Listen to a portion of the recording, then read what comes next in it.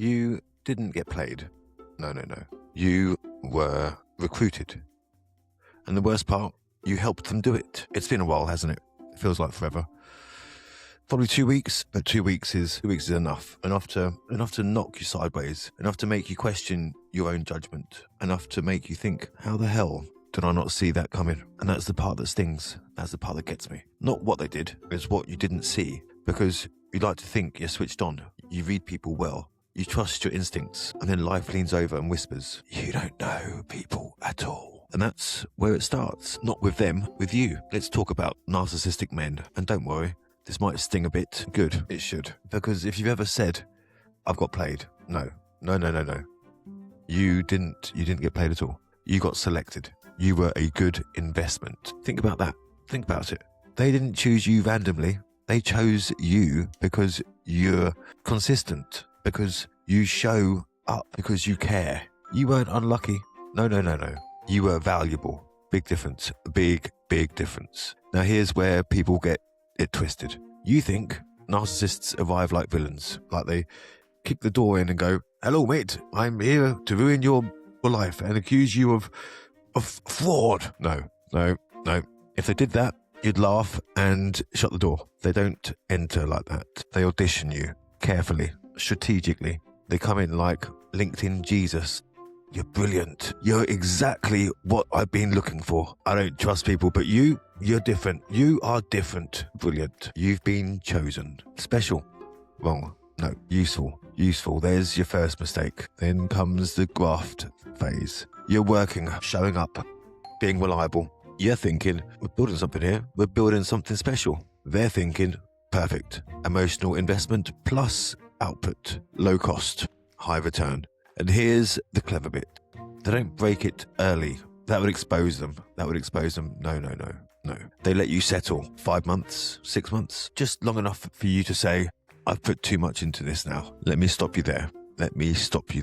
That's not commitment. That's psychological trapping. Then something shifts, subtle. You don't clock it, not straight away. Tone changes, energy changes, clarity disappears. You ask questions, you don't get answers. You try to fix things, and you get vagueness. And then, here it is, the moment you think, is it me? There it is. That beautiful, dangerous moment of self-doubt. That's the hook, going in, deep. Now we move into the part no one recognizes until it's far too late. The argument that isn't an argument. Because narcissists don't argue, they design. Like IKEA furniture. Complicated. Instructions. Missing pieces. And somehow it collapses on you. They move the goalposts. Set expectations you can't meet. Then criticize you for failing. You react because you're normal. You say, hold on, that's not what you said. You said something different before. And they say, why are you being so defensive? And just like that, you're defending yourself for defending yourself. Brilliant.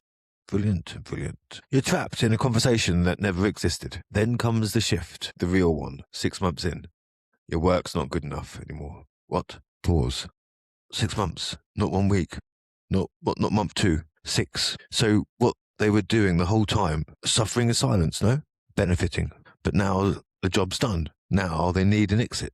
And exits require strategy. So what do? They escalate from not good enough to, I don't know, bored. That escalated quickly, didn't it? That's not feedback. That's a weapon. And the second that word lands, everything flips. You're not asking for what you're owed anymore. You're scrambling. Wait, what? I've done what? I've done nothing wrong. Exactly. Now you're emotional. Now you're reactive. Now you look unstable. And they calm, composed, in control. Because this script, they've run this script before. Now here's the uncomfortable truth. This isn't just business. This is relationships, marriage, family court. Same script, different stage. You meet someone, you're amazing. I've never felt like this before. You're different. 6 months later, you've changed. You're difficult. You're the problem. Sound familiar? Yeah. Because it's the same playbook. Build you up, use you, confuse you, blame you, control the narrative. That's it. That's the system. And here's the bit people hate. They hate hearing this bit. You didn't get it. You didn't get played because you're weak. No. You got played because you're reliable.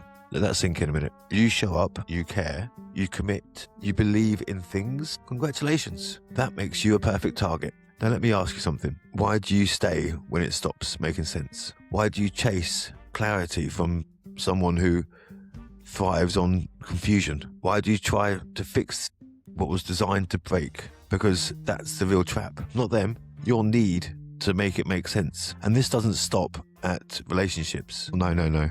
Let's talk about family court, because this is where it gets even more uncomfortable. People come for advice. They pay for strategy. They get clarity. And then they ignore it. Why? Because it doesn't match how they feel. I know you're the expert, but I think I know best. Do you now? Then why are you here? This isn't a Netflix series. You don't rewrite the ending because you don't like it.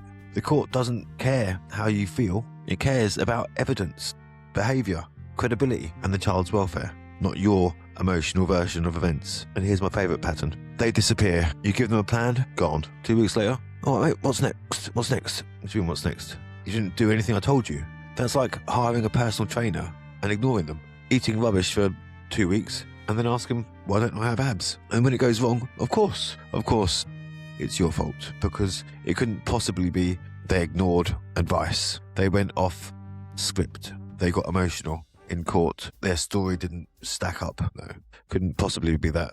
Must be the system. Must be the advisor. Must be anything but them. And here's the truth no one likes. Some people don't want results. They want validation. They want someone to say, you're right, you're the victim. But the second you say, no, this needs fixing, they disappear, because that requires responsibility. And family court punishes one thing brutally: delusion. So let's bring this back. Relationships, business, court, same pattern, different packaging. The real problem isn't that people deceive you. It's that you ignore the moment it stops making sense. That moment, that's your exit. But you don't take it.